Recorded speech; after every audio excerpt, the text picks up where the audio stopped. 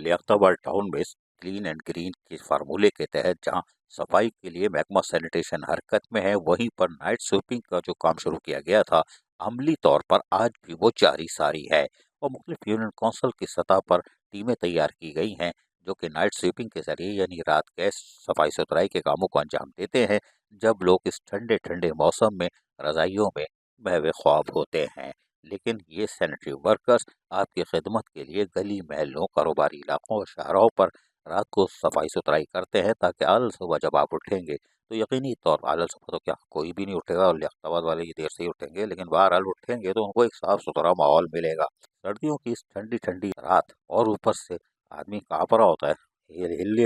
जो, लेकिन आप ये देखें कि हमारे सैनिटरी वर्कर्स लियाकताबाद टाउन के किस तरह अमली तौर पर फ़राइज़ अंजाम दे रहे हैं। यकीनी तौर पर ये काबिल तहसीन है और इनको तो शाबाश देनी चाहिए। चेयरमैन लियाकताबाद टाउन फराज हसीब के साथ साथ डायरेक्टर सैनिटेशन और CSI आज़म हो या तफज्जुल हो, यकीनी तौर पर तफज्जुल अपना काम दिखाई दे रहे हैं, करते रहना चाहिए, इसलिए कि खिदमत में ही अजमत है,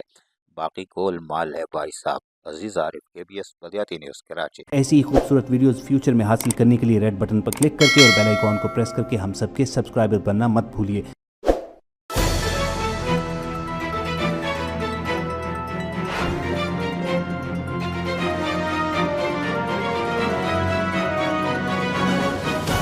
KBS बल्दियाती न्यूज़।